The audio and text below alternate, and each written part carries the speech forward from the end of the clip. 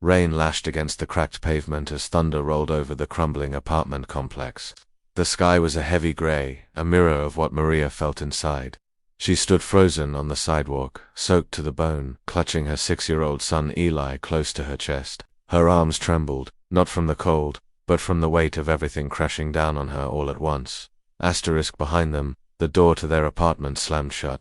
The landlord, an older man with a clipboard and no patience, muttered something about unpaid rent and needing the space. With a final grunt, he tossed a worn duffel bag onto the ground, landing with a splat in a puddle. That was the last of it, their entire life, now scattered in the rain. Eli said nothing at first. He just clung to his mother's coat with one hand and to his threadbare teddy bear with the other. His eyes, too young to understand everything, but old enough to sense the fear, darted from the soaked sidewalk to the looming clouds above. His lips trembled. Neighbors peeked from behind curtains and half-open doors, but no one stepped out. No one offered a hand, or even an umbrella. Maria's cheeks burned not from the cold, but from the shame. She had done everything she could. Since her husband died overseas, she cleaned homes during the day and stocked shelves overnight, but it was never enough. The bills piled higher than her willpower could hold. And now, like a gust of wind, it had all collapsed. She didn't cry. Not anymore. There were no more tears left. Only a heavy silence inside her that felt louder than the storm. Where will we go now, Mama? Eli's voice was small, almost swallowed by the rain. It was the first thing he'd said in hours.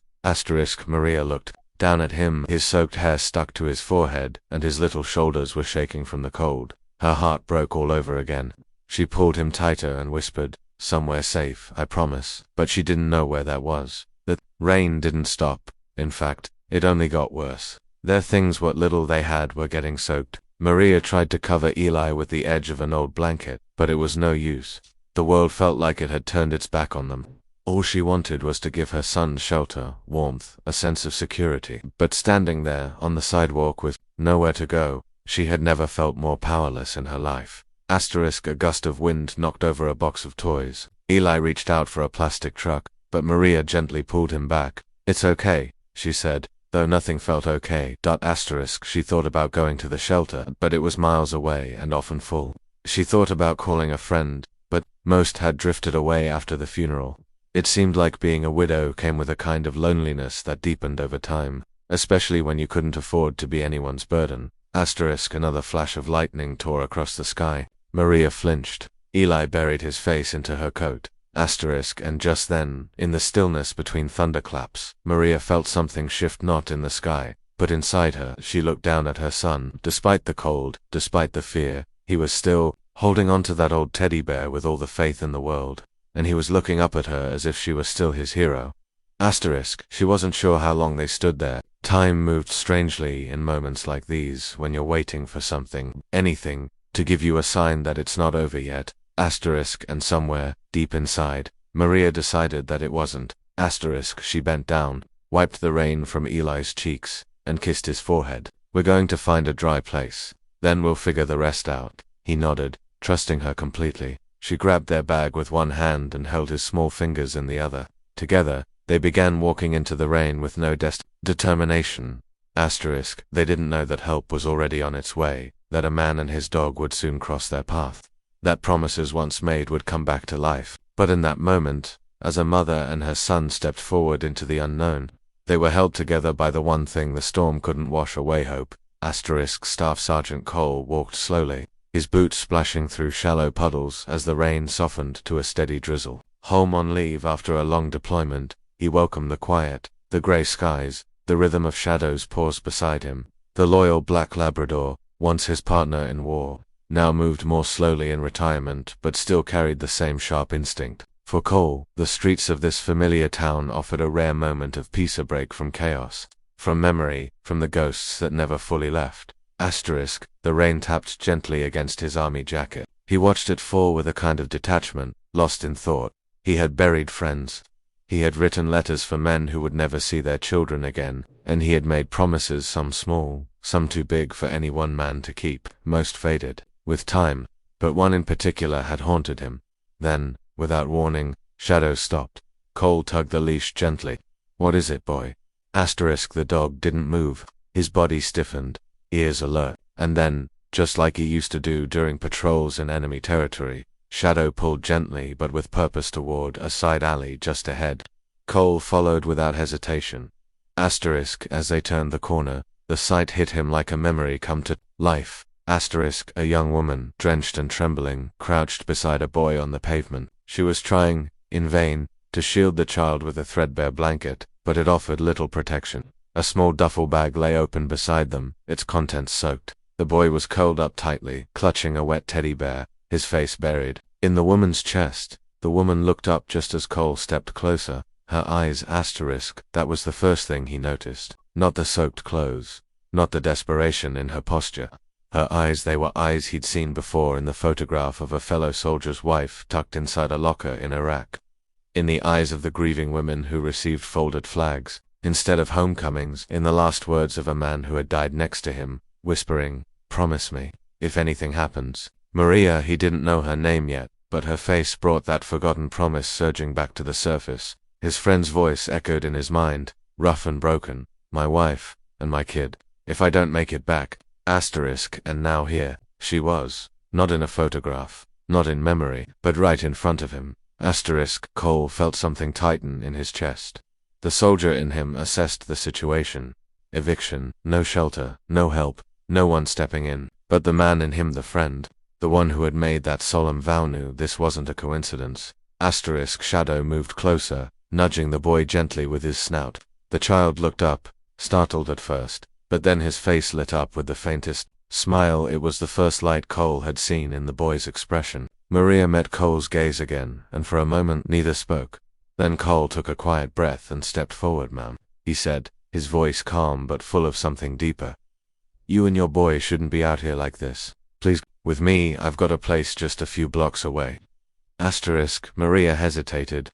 Strangers hadn't been kind lately. Trust didn't come easy anymore. Asterisk, but something about the way the soldier stood steady, open, not asking questions, just offering help, made her nod. She didn't know that he had once made a promise to her husband. He didn't know that his life was about to change just as much as hers. Asterisk, all they knew, in that quiet moment under the drizzle, was that fate had brought them together and something powerful had just begun.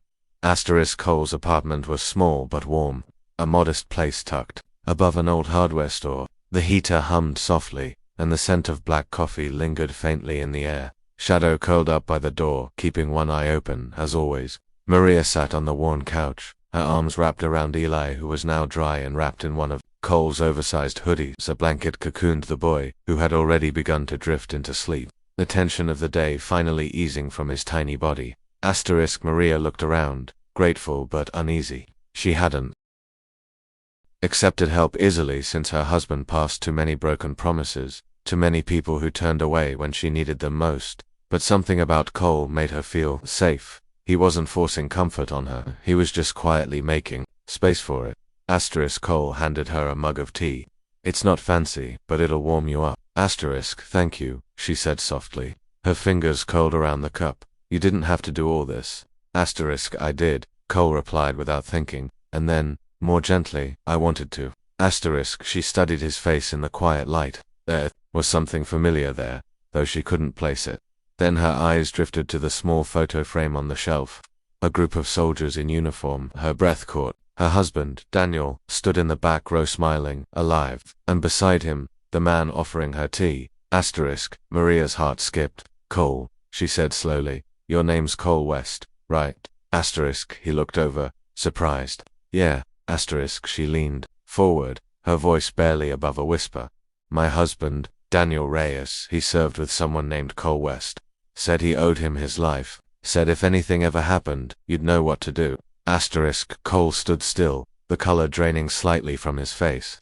His mind reeled, snapping back to a sandstorm base in the middle of a war. Zon Daniel's last words as they pulled him into the medevac. "If I don't make it, you find Maria, you help her." Asterisk, Maria reached for her soaked backpack. She opened the smallest pocket and pulled out a carefully folded envelope, worn and faded but protected like a treasure. Her hands trembled as she offered it to him. Asterisk, "I wasn't sure if I'd ever find you," she said, "but I kept this. It's the last thing Daniel wrote."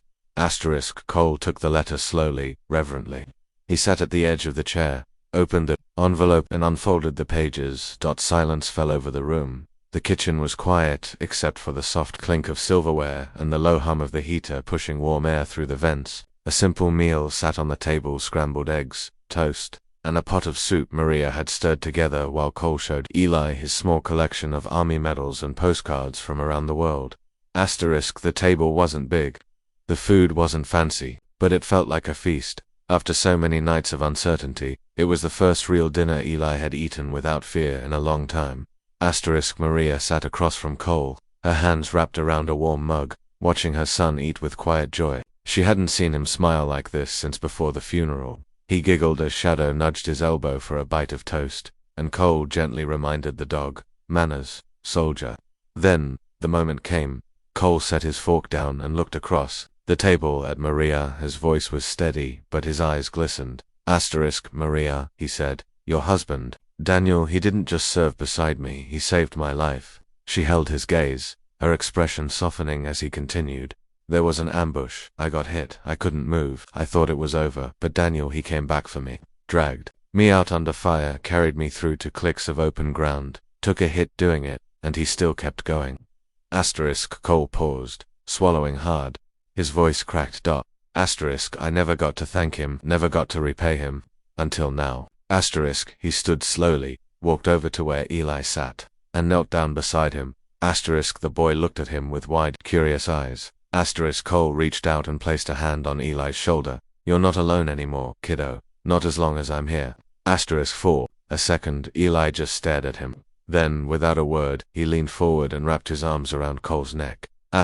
Cole held him tight, one arm around the boy, the other steadying himself as emotion threatened to take over. Shadow, sensing the moment, padded over and gently laid his head in Eli's lap. The boy giggled again, petting the soft fur with both hands.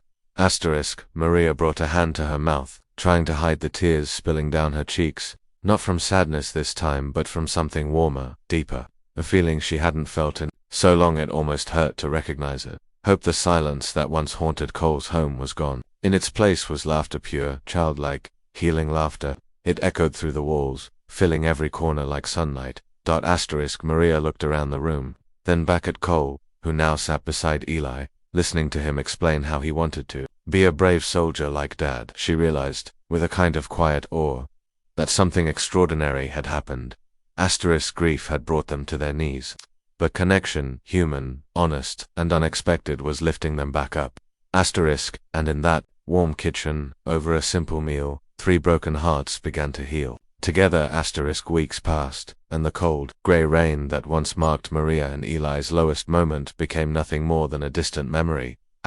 Now, sunlight poured through the windows of a once-abandoned building, now transformed into a vibrant community center. Laughter echoed down the halls. The scent of fresh paint and homemade cookies mingled in the air. Children played in the courtyard, veterans chatted over coffee, and widows shared stories and hugs, no longer alone in their grief. Maria stood near the entrance, clipboard in hand, organizing a small group of volunteers. Her eyes shone not with tears this time, but with purpose. She moved with quiet confidence, guiding others, listening, offering comfort. She had found her place, not just as a helper, but as a pillar of strength. In one corner of the center, Eli sat on the floor next to Shadow, drawing pictures with a group of other kids. He looked up with a smile as Cole entered the room. The boy jumped up and ran straight into his arms, laughing as Cole lifted him high into the air. To anyone watching, they looked like father and son. Because now, they were.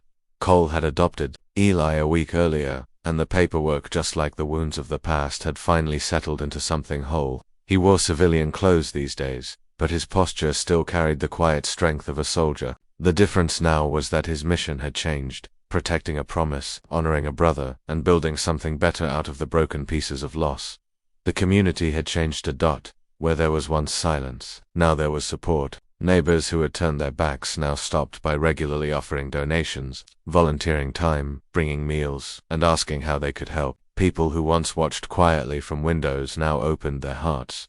At the center of it all, just inside the main entrance, hung a bronze plaque. It wasn't large or ornate, but everyone stopped to read it. In honor of promises kept where strangers became family. Cole stood before it now, his arm around Maria, Eli by his side. They stared at it for a long moment. Maria whispered, "He'd be proud." Cole nodded. "He is." And as the sun bathed the center in gold, laughter rising behind them, and new friendships taking root all around, it was clear, this wasn't just a shelter from the rain. It was a beginning, a second chance. A place where pain gave way to hope, where promises forged in war were fulfilled in peace, and where, against all odds, love had the final word.